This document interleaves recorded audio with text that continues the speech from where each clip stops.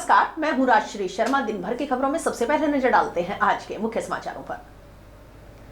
6 दिन में पकड़े 24 नशा तस्कर, 14 प्रकरण दर्ज, 46 ग्राम हेरोइन, 72 किलो 651 ग्राम डोडा पोस्त और करीब 1.5 किलोग्राम अफीम बरामद। एक दिवसीय दौरे पर नौहर पहुंचे जिला कलेक्टर राजकीय जिला चिकित्सालय का किया औचक निरीक्षण। कार्यालय भवन स्थानांतरण के विरोध में धरना शुरू, सीबीओ कार्यालय भवन को यथावत रखने की मांग। सड़क सुरक्षा माह चालान को लेकर हुआ विवाद। और अब समाचार विस्तार से। पुलिस अधीक्षक अरशद अली के निर्देशन में जिला पुलिस का नशे के खिलाफ 1 माह का विशेष अभियान अनवरत जारी है। 3 जनवरी से शुरू हुए अभियान में गुरुवार तक यानी 6 दिन में 24 नशा तस्कर पकड़ में आए हैं। एनडीपीएस एक्ट के कुल 14 प्रकरण दर्ज किए गए हैं। करीब 46 ग्राम हेरोइन, 72 किलो 651 ग्राम डोडा पोस्त और करीब 1.5 किलोग्राम अफीम बरामद की गई है। पुलिस के अनुसार सदर पुलिस थाना प्रभारी एसआई अजय गिरधर के नेतृत्व में गठित टीम बुधवार रात्रि को थाना क्षेत्र में गश्त कर रही थी। गश्त के दौरान पुलिस ने रोई 36 SSW चोटियां वाली ढाड़ी में एक जीप को रुकवाकर तलाशी ली तो 30 किलो 966 ग्राम डोडा पोस्त और 54 ग्राम अफीम बरामद हुई। पुलिस ने जीप में सवार कृष्णाराम और रविंद्र बिश्नोई दोनों निवासी भोजासर जिला फलोदी को गिरफ्तार कर लिया। जीप जब्त कर दोनों तस्करों के खिलाफ एनडीपीएस एक्ट के तहत मुकदमा दर्ज किया। उच्च अधिकारियों के निर्देशानुसार मुकदमे की जांच गोलूवाला पुलिस थाना प्रभारी एसआई लाल बहादुर चंद्र को सौंपी गई है। हाँ, जैसे कि पता है आपको कि 3 जनवरी से नए साल के बाद में हमने नशे के विरुद्ध हनुमानगढ़ में विशेष अभियान चला रखा है। उसमें प्रतिदिन नशे का कारोबार करने वाले, सप्लाई करने वाले और जो वांछित अपराधी है उनकी विरुद्ध धरपकड़ की जा रही है। कल भी हम रात को आज 2 व्यक्ति गिरफ्तार किए हैं सदर थाने में, एक व्यक्ति भादरा में गिरफ्तार किया है। सदर में जो गिरफ्तार हुए हैं उनसे 31 किलो डोडा पोस्त और 54 ग्राम अफीम मिली है और गाड़ी सहित 2 व्यक्ति गिरफ्तार किए हैं। इसी प्रकार से डीएसटी जो नौहर सेक्टर की है उन्होंने 7 ग्राम हेरोइन पकड़ के और मुकदमा भादरा में दर्ज किया है। पिछले 6 दिन में अभी तक जो है वो टोटल 14 प्रकरण एनडीपीएस के दर्ज कर लिए हैं। लगभग 46 ग्राम हेरोइन पकड़ लिए और 72 किलो 651 ग्राम डोडा पोस्त और करीब 1.5 किलो अफीम और 24 नशा तस्करों को अभी तक गिरफ्तार कर लिया है पिछले 6 दिन में। और ये कार्रवाई अनवरत जारी रहेगी। इस पूरे महीने विशेष अभियान नशा तस्करों के खिलाफ चलाएगा। सब का हमने एकदम लिस्ट बना के अलग अलग टीमें बना दी हैं। जैसे कुछ दिन पहले हमने 11 साल का फरार वीरवंत को ओडा थाना हरियाणा से अरेस्ट किया। उसमें 30,000 का इनाम भी था और बीकानेर रेंज के टॉप 10 मुलजिमों में से था। और बहुत बड़ी रिकवरी 2013 में हुई थी, करीब 1 क्विंटल 57 किलोग्राम अफीम का। और ये मुख्य किंग पिन था जो कई वर्षों से इस प्रकार का धंधा करता था। कई सारे इस पर मुकदमे दर्ज हैं लेकिन पुलिस की गिरफ्त में नहीं आया था। उसको गिरफ्तार किया है। ऐसे और भी हमने जो इनामी हमको छांट रखा है, टारगेट को ले रखा है। जिला कलेक्टर कानाराम 1 दिवसीय दौरे के तहत नौहर पहुंचे। उन्होंने यहां सबसे पहले राजकीय उप जिला अस्पताल का औचक निरीक्षण किया और व्यवस्थाओं को लेकर आवश्यक दिशा निर्देश दिए।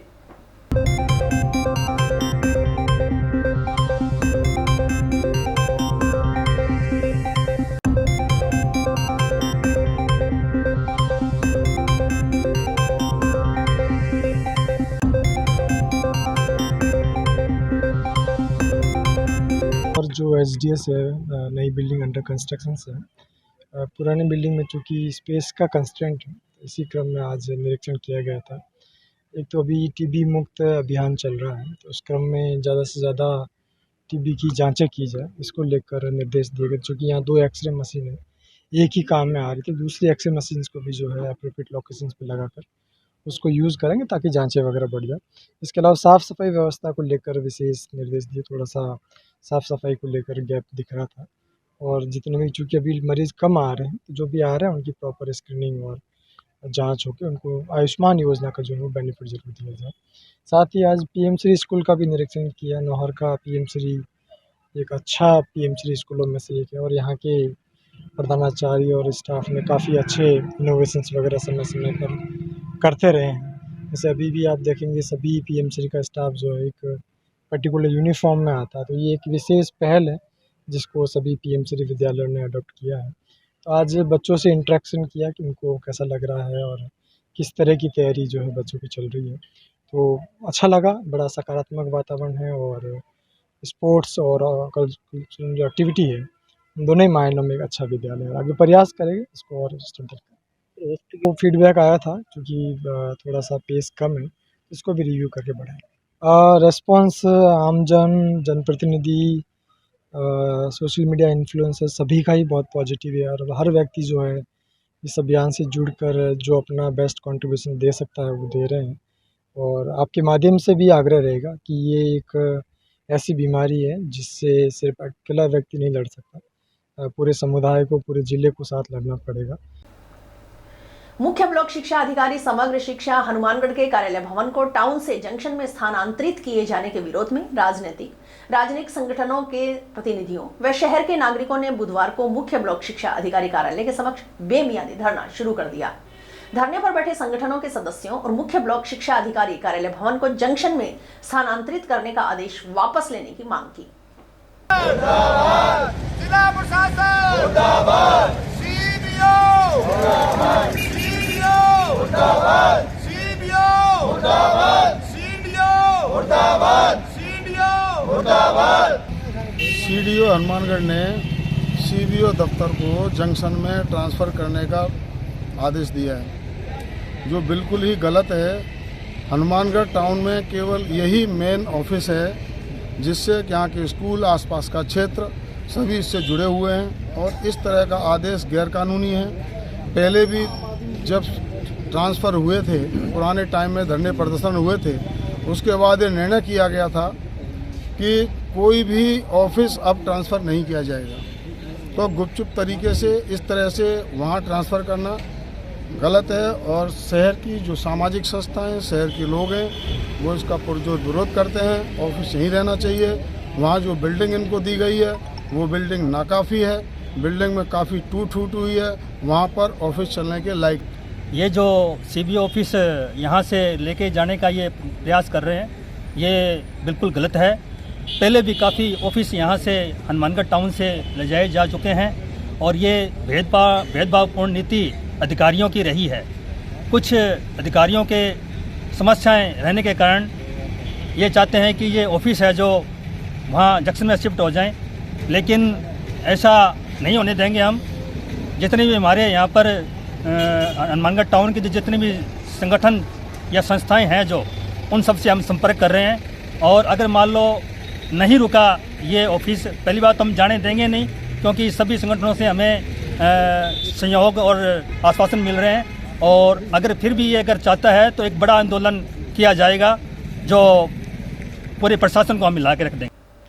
जिला मुख्यालय पर गुरुवार को उस समय सड़क सुरक्षा फिर विवादों में आ गया जब हनुमानगढ़ जंक्शन के मुख्य बाजार में एक बाइक का चालान काटने पर विवाद हो गया और नागरिकों और दुकानदारों ने यातायात पुलिस पर गुंडागर्दी करने का आरोप लगाते हुए कहा कि बाजार में यातायात पुलिसकर्मी दुकानों पर आए ग्राहकों के चालान काट रहे हैं। इस दौरान बाइक चालक की यातायात पुलिसकर्मियों से जमकर बहस हुई, जिसके बाद दुकानदार और नागरिक भी बाइक चालक के पक्ष में आ गए। विवाद बढ़ता देख जंक्शन पुलिस मौके पर पहुंची और समझाइश की।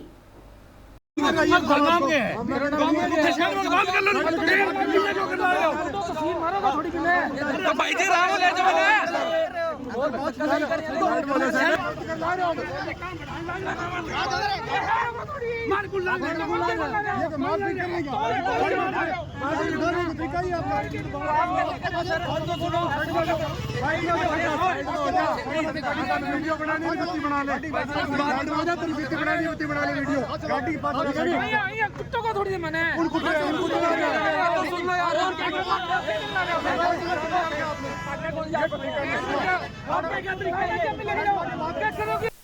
दुकानदारों ने आरोप लगाया कि बाजार में यातायात पुलिसकर्मी दुकानों पर आए और ग्राहकों के चालान काट रहे हैं। इस दौरान बाइक चालक की यातायात पुलिसकर्मियों से जमकर बहस हुई, जिसके बाद दुकानदार और नागरिक भी बाइक चालक के पक्ष में आ गए। विवाद बढ़ता देख जंक्शन पुलिस मौके पर पहुंची और समझाइश की। इस दौरान बाइक चालक ने कहा कि वह दुकान पर सामान लेने आया था और यातायात पुलिसकर्मी ने उसके बाइक का चालान काट दिया। वहीं दुकानदार का कहना था कि पुलिस नाजायज तरीके से परेशान कर रही है। हालांकि मुख्य बाजार में पार्किंग नहीं होने के कारण दुकानदारों का कहना था कि वे अपने साधन कहां खड़ा करें जिससे कि उन्हें परेशानी का सामना न करना पड़े। चलान करना है आज तो पार्किंग लेकर के देवांगे अब बड़े ऑटो फेयर नहीं बात करी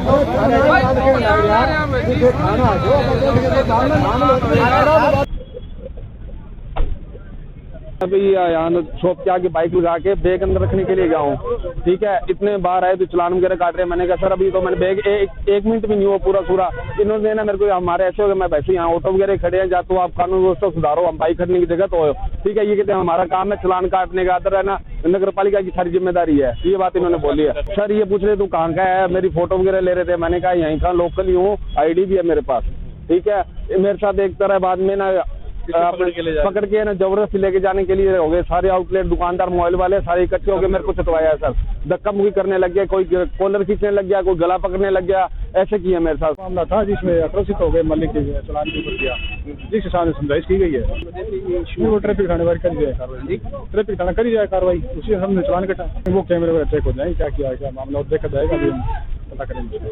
अभी क्या उसकी बाइक सीज कर दी गई है? बाइक सीज कर। टाउन के आर्य समाज के चल रहे विवाद के बीच आर्य समाज की नई कार्यकारिणी के पदाधिकारियों की गुरुवार को ADM मेदीलाल मीना की अध्यक्षता में प्रशासन पुलिस के साथ वार्ता हुई। वार्ता में SDM Mangilal Suthar, town police थाना प्रभारी मोनिका बिश्नोई, आर्य समाज प्रधान सुरेंद्र बेनीवाल मौजूद रहे। वार्ता बेनतीजा रही और बात नहीं बनी। वार्ता के बाद आर्य समाज प्रधान सुरेंद्र बेनीवाल ने मीडिया कर्मियों को बताया कि आर्य समाज की नई कार्यकारिणी की ओर से प्रशासन को 112 दस्तावेज सौंपे गए थे, लेकिन प्रशासन को यह दस्तावेज नजर नहीं आए, जबकि दूसरी तरफ आर्य समाज मंदिर ट्रस्ट के प्रतिनिधियों के पास फर्जी रजिस्ट्रेशन के अलावा कुछ नहीं है।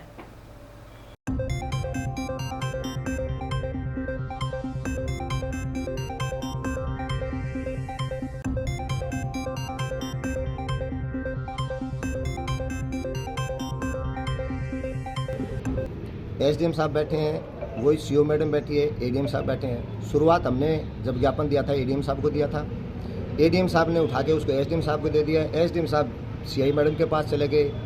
लेने के बाद वही जी हमने इनको 112 जो दस्तावेज सौंपे हैं, वो 112 दस्तावेज इनको ये नहीं दिखाई दे रहे हैं कि भाई ये आर्य समाज के हैं, और उनके पास रजिस्ट्रेशन के अलावा कुछ नहीं है, कुछ भी एक सिंगल कागज नहीं है फर्जी रजिस्ट्रेशन के अलावा। उसको ये दावेदार मान रहे हैं। प्रशासन 1% 2% नहीं बल्कि 100% जो है वो प्रशासन के लोगों की मिली भगत है, या प्रशासन दबाव में, ये पहले दिन से कह रहा हूँ और आज भी ओपन चैलेंज के साथ कह रहा हूँ, प्रशासन दबाव में है या प्रशासन की मिली भगत है। बल्कि आर्य समाज के मुद्दे को लेकर के एक ही बात कहते हैं, बोले साहब आप कोर्ट में क्यों नहीं जाते? क्या SDM मजिस्ट्रेट नहीं है क्या? ADM मजिस्ट्रेट नहीं है क्या? और रही बात ये कह रहे हैं साहब हम कब्जा नहीं दिला सकते आपको, तो फिर जब रास्तों के विवाद होते हैं आम पब्लिक में, तो उसमें फैसला कौन करता है? सिविल कोर्ट में जाते हैं। SDM नहीं करता क्या? या ADM नहीं करता क्या? या इनके यहाँ अपील नहीं होती क्या? तो ये तो कुछ नहीं है साहब। हमारी जो वर्तमान कार्यकारिणी है वो कार्यकारिणी लीगल है, उसके द्वारा प्रस्तुत जो दस्तावेज हैं वो टोटल के टोटल आर्य समाज के हैं। बाबा रामदेवरा से शुरू हुई विश्व हिंदू परिषद की समरसता यात्रा गुरुवार को हनुमानगढ़ पहुंची। समरसता यात्रा का महाराजा अग्रसेन चौक पर विश्व हिंदू परिषद व बजरंग दल के कार्यकर्ताओं ने पूर्व प्रांत सह संयोजक आशीष पारी के नेतृत्व में स्वागत किया। इसके बाद शोभा यात्रा व कलश यात्रा के रूप में समरसता यात्रा ओवरब्रिज के नजदीक स्थित बाबा रामदेव मंदिर पहुंची। यहां आयोजित कार्यक्रम में समाज के नागरिकों का सम्मान किया गया।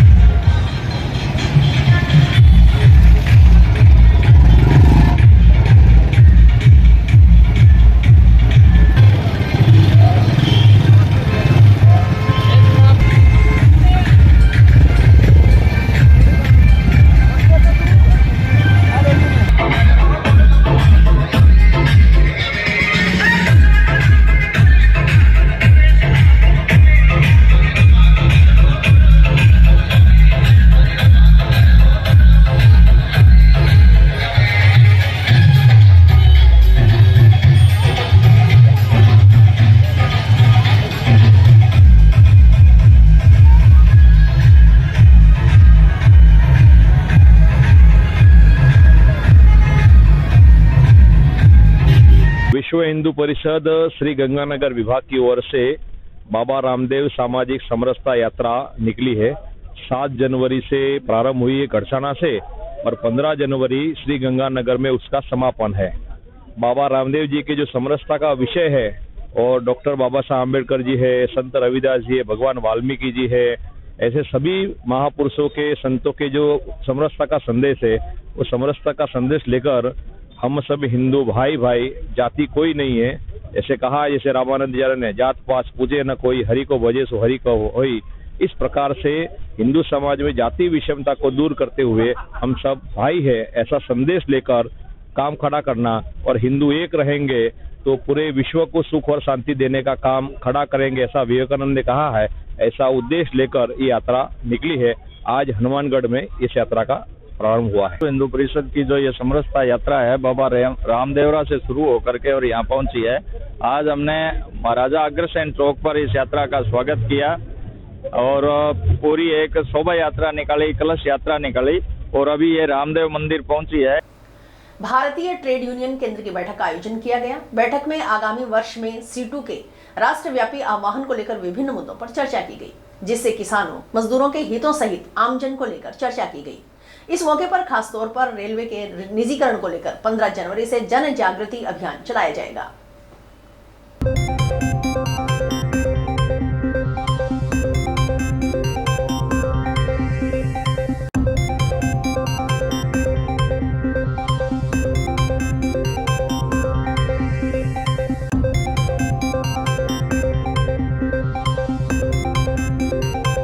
आज भारतीय ट्रेड यूनियन के अंदर CITO की हमारी डिस्ट्रिक्ट कमेटी की बैठक हुई है। इसकी अध्यक्षता कामरेड आत्मा सिंह जी ने की और हमारे इंचार्ज कामरेड रामेश्वर वर्मा बीच में मौजूद रहे। और इस बैठक में आने वाले जो वर्ष है, नया वर्ष जो आया, इसमें जो मोदी सरकार की जो नीतियाँ हैं उनके खिलाफ मजबूती के साथ मजदूर आंदोलन को और आगे बढ़ाने के लिए कुछ निर्णय लिए, जिसमें 19 तारीख को किसान संयुक्त मोर्चा और खेत मजदूर और C2 का राष्ट्रव्यापी पूरे देश ऑल इंडिया कार्यक्रम है, उसको लागू किया जाएगा। उसी के साथ सबसे बड़ी जो मांग है, रेलवे का जो निजीकरण सरकार कर रही है उसके खिलाफ व्यापक सत्र पर 15 जनवरी से लेकर और अप्रैल तक लगातार हम अभियान चलाएंगे। पंपलेट पर्चे बांटने का काम करेंगे, रेलवे स्टेशनों पर धरने प्रदर्शन सेमिनार करेंगे और जन जागृति अभियान चलाएंगे और किसी भी सूरत में रेलवे को प्राइवेटाइजेशन नहीं होने देंगे। और इसी के साथ साथ बिजली का कि बिजली का निजीकरण भी बड़ा पैमाने पर है। सवाल कर्मचारियों की नौकरी तो जाएगी, कर्मचारी कितने हैं? पूरे देश में 15 लाख बिजली कर्मचारी हैं, लेकिन करोड़ों बिजली के उपभोक्ता हैं जो स्मार्ट मीटर लेके आ रहे हैं। इन तमाम चीज़ों के खिलाफ आज हमने बैठकर यहाँ निर्णय लिए हैं, इसको इम्प्लीमेंट करेंगे और पूरे हनुमानगढ़ जिले में गांव गांव तक पंपलेट पर्चे बांटकर सरकार की जनविरोधी नीतियों के खिलाफ जागरूक कर एक बड़ा और तीखा संघर्ष की अब जारी कर रहे हैं। मैं CITO जिला महासचिव कामरेड शेर सिंह। लोक जनशक्ति पार्टी की ओर से भारत की प्रथम शिक्षिका सावित्रीबाई फुले की सहयोगी रही भारत की प्रथम मुस्लिम व नारी वर्ग की द्वितीय शिक्षिका माता फातिमा शेख की जयंती गुरुवार को जंक्शन स्थित मदरसा इस्लामिया मोइनिया रेलवे लोको मस्जिद में मनाई गई। कार्यक्रम में शिक्षिका माता फातिमा शेख के चित्र पर माल्यार्पण किया गया। इस दौरान उन्होंने संबोधित करते हुए कहा कि फातिमा शेख भारत की पहली मुस्लिम महिला शिक्षिका थी। उनका जन्म 9 जनवरी 1831 को महाराष्ट्र के पुणे में हुआ था। उन्होंने बच्चों को पढ़ाने के लिए टीचर बनने की ट्रेनिंग ली थी।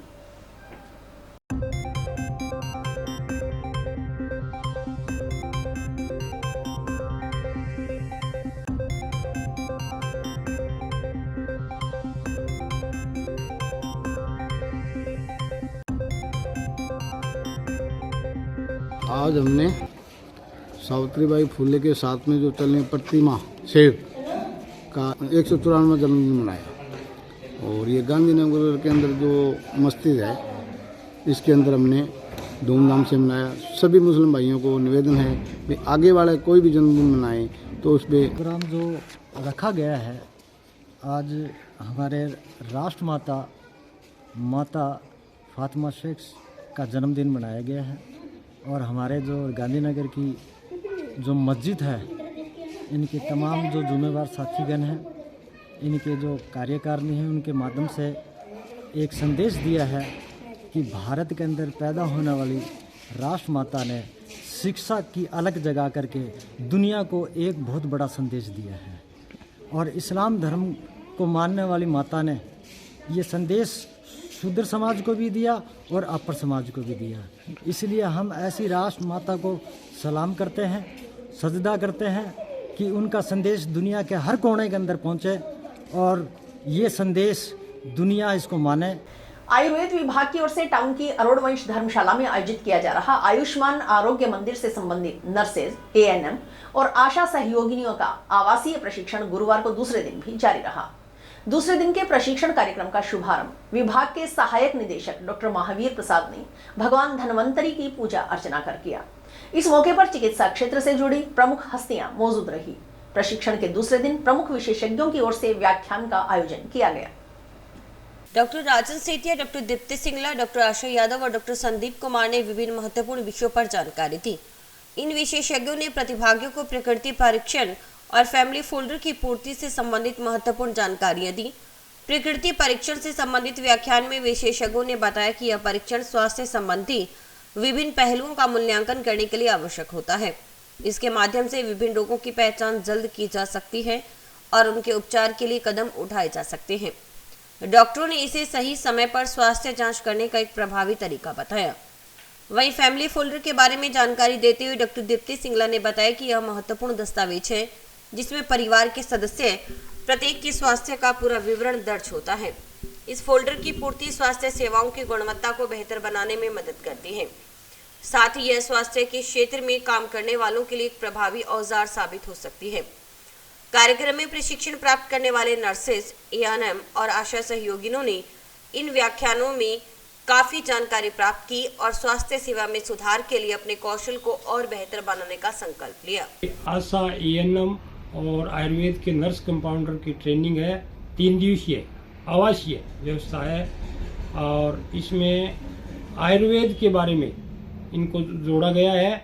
इनकी प्रकृति परीक्षण है, अंतिम छोर तक सर्वे होगा, सारों की बीपी, शुगर, ये सारे की जांच फ्री होंगी और उसका रिकॉर्ड हर पेशेंट का रिकॉर्ड ऑनलाइन होगा। ये काम है इनका।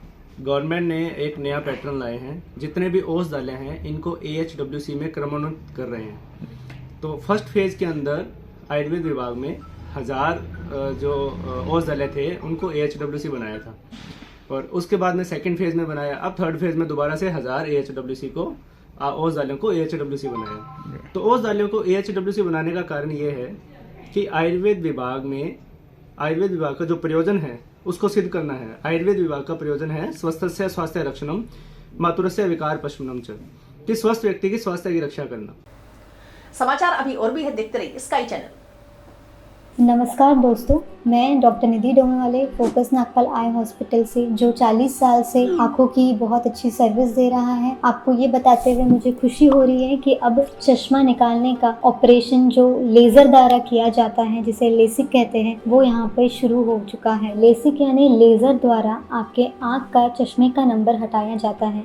ये चश्मे का नंबर हटाने के लिए लेज़र किरणों का प्रयोग किया जाता है। हमारे यहाँ हनुमानगढ़ में आधुनिक तकनीक की मशीनें हैं जो FDA अप्रूव्ड है, जो आपकी आंखों के लिए बहुत सुरक्षित है। बिना नुकसान के आपका चश्मे का नंबर हट जाएगा। लेसिक ऑपरेशन से मरीज़ को घबराने की कोई ज़रूरत नहीं है, क्योंकि इस ऑपरेशन में आपको आँख में कोई टीका लगवाने की ज़रूरत नहीं है। हम आँख को एक ड्रॉप यानी एक दवाई के द्वारा सून करेंगे, उसके बाद आपका ऑपरेशन होगा जो कि 10 से 15 मिनट में हो जाएगा। चलो आए लेसिक ऑपरेशन के द्वारा अपनी नई ज़िंदगी की शुरुआत करें और चश्मा से मुक्त हो जाए। अयोध्या में श्री राम मंदिर में रामलला की मूर्ति प्राण प्रतिष्ठा का 1 वर्ष पूर्ण होने के उपलक्ष्य में जंक्शन भगत सिंह चौक पर स्थित चिंतापूर्ण हनुमान मंदिर में 11 जनवरी को सुबह 10 बजे भंडारा लगाया जाएगा। शाम 7:15 बजे सुंदरकांड पाठ होगा। जंक्शन भगत सिंह चौक को सजाया गया, पूरा चौक भगवा ध्वजा से रंग गया, वहीं आकर्षक लाइटिंग भी की गई।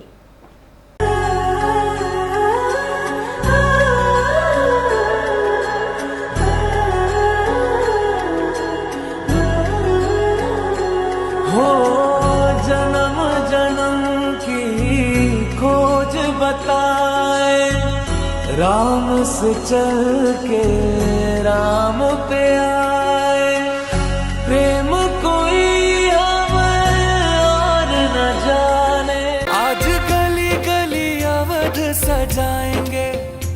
आज पग पग पलक बिछाएंगे, ओ आज गली गली अवध सजाएंगे, आज पग पग पलक बिछाएंगे, आज सूखे हुए पेड़ फल जाएंगे,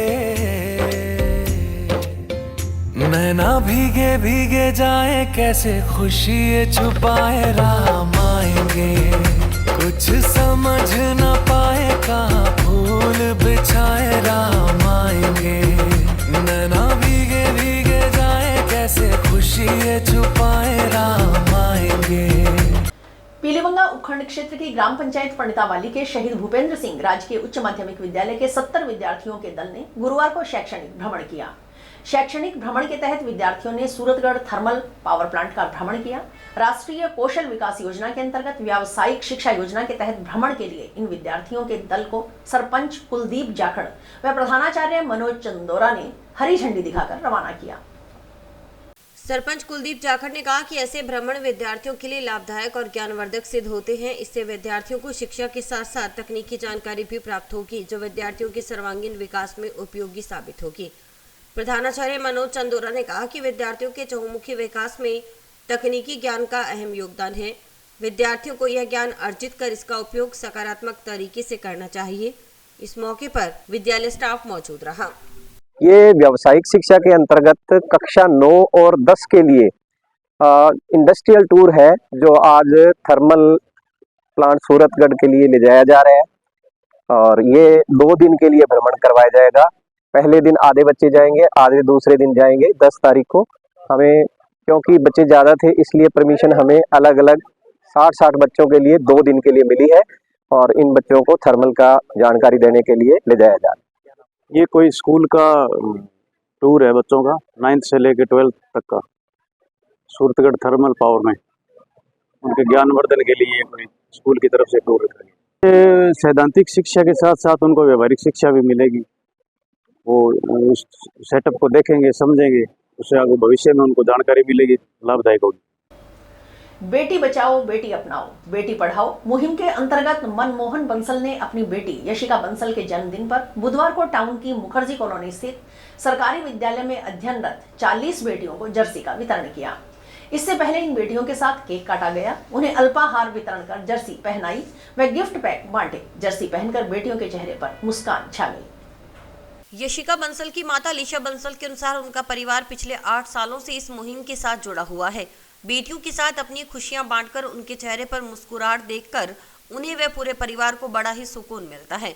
मनमोहन बंसल ने बताया कि पिछले 8 सालों से मुहिम के अंतर्गत जन सहयोग से बेटियों के बैंक खाते 100 रुपए हर महीने के खुलवाए जा रहे हैं। अब तक इन खातों की संख्या लगभग 600 हो गई है। इसी तरह सरकारी विद्यालय की बेटियों को शिक्षा में बढ़ावा देने के लिए उन्हें school bag, school shoes, lunch box, पाठ्य सामग्री का वितरण लगातार 8 सालों से किया जा रहा है। स्कूल प्रधानाचार्य दीपक बारोटिया ने बताया कि पिछले कई सालों से लगातार बेटियों को शिक्षा के क्षेत्र में आगे बढ़ाने के लिए उनकी बुनियादी आवश्यकताएं पूरी कर सरकारी स्कूल में पढ़ने वाली बेटी का बैंक खाता खुलवाकर नेक कार्य किया जा रहा है।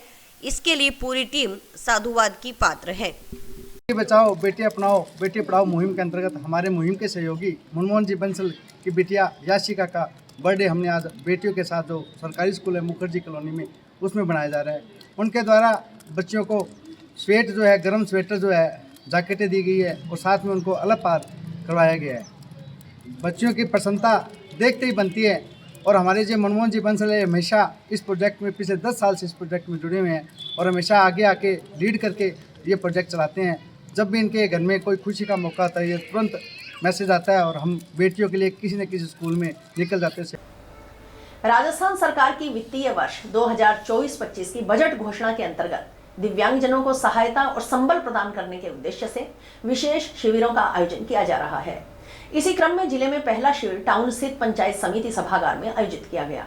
इस शिविर में 15 दिव्यांगजनों को दिव्यांगता प्रमाण पत्र, UDID कार्ड, रोडवेज रियायती यात्रा स्मार्ट कार्ड जारी किए गए। साथ ही समाज कल्याण विभाग की ओर से संयुक्त सहायता योजना अंतर्गत कृत्रिम एवं सहायक उपकरणों का वितरण करने के लिए विभिन्न श्रेणी के विशेष योग्यजनों को चिन्हित कर उनसे आवेदन लिए गए। विशेष योग्यजनों को केंद्र व राज्य सरकार की योजनाओं की जानकारी देते हुए इनका अधिकाधिक लाभ उठाने के लिए प्रेरित किया गया। इस मौके पर पंचायती राज विभाग, महिला एवं बाल विकास विभाग के अधिकारी कर्मचारी, चिकित्सा विभाग की मेडिकल टीम मौजूद रही। ब्लॉक सामाजिक सुरक्षा अधिकारी महावीर थालोड़ ने बताया कि राज्य सरकार की मंशा के अनुरूप ब्लॉक में ऐसे विशेष योग्यजन जिनके प्रमाण पत्र नहीं बने, उनके प्रमाण पत्र इन शिविरों के माध्यम से बनाए जाएंगे। आवश्यकता वाले विशेष योग्यजनों को उपकरणों का वितरण किया जाएगा। रोडवेज व रेलवे के पास भी बनाए जा रहे हैं। उन्होंने बताया कि यह शिविर आयोजित करने के पीछे का मकसद दिव्यांगजनों को सहायता और संबल प्रदान करने के साथ उन्हें योजनाओं की जानकारी देना है। विशेष योग्यजनों के लिए पालनहार योजना, पेंशन योजना, सुखद दाम्पत्य योजना, मुख्यमंत्री कन्यादान योजना सहित अन्य योजनाएं सरकार की ओर से चलाई जा रही हैं। गौरतलब है कि 15 जनवरी को पंचायत समिति सभागार नोहर, 22 जनवरी को पंचायत समिति सभागार भादरा, 29 जनवरी को रावतसर और 5 फरवरी को पंचायत समिति सभागार टिब्बी और 19 फरवरी को पंचायत समिति सभागार संगरिया व 20 को पंचायत समिति सभागार पीलीबंगा में विशेष योग्य शिविरों का आयोजन होगा। इन शिविरों के सफल संचालन के लिए विभिन्न विभागों का दायित्व निर्धारित किया गया है। सभी दिव्यांगजन इन शिविरों में उपस्थित होकर अपने प्रमाण पत्र और उपकरण प्राप्त कर सकते हैं। राज्य सरकार की मंशा के अनुरूप ब्लॉक में विशेष योग्यजन जिनके पास प्रमाण पत्र बने हुए नहीं हैं, उनके प्रमाण पत्र बनाए जाएंगे और जिनको उपकरण की आवश्यकता है उनको उपकरण वितरित किए जाएंगे। साथ में रोडवेज और रेलवे के पास भी वितरित किए गए हैं। आज पंचायती राज विभाग के अधिकारी कर्मचारीगण, महिला बाल विकास विभाग के अधिकारी कर्मचारीगण एवं चिकित्सा विभाग की मेडिकल टीम की मौजूदगी में आज हनुमानगढ़ उपखंड क्षेत्र के 15 दिव्यांगों को दिव्यांग यूडीआईडी कार्ड एवं राजस्थान राज्य पथ परिवहन निगम हनुमानगढ़ के सहयोग से 15 दिव्यांगों को विभिन्न श्रेणी के रोडवेज रियायती यात्रा स्मार्ट कार्ड का वितरण किया गया। इस शिविर में विशेष रूप से केंद्र एवं राज्य सरकार की योजनाओं के बारे में जानकारी देते हुए दिव्यांगजनों को केंद्र एवं राज्य सरकार की योजनाओं का अधिकाधिक लाभ उठाने के लिए प्रेरित किया गया। और इसी के साथ समाचार समाप्त हुए। रोजाना देखते रहिए समाचार। नमस्कार।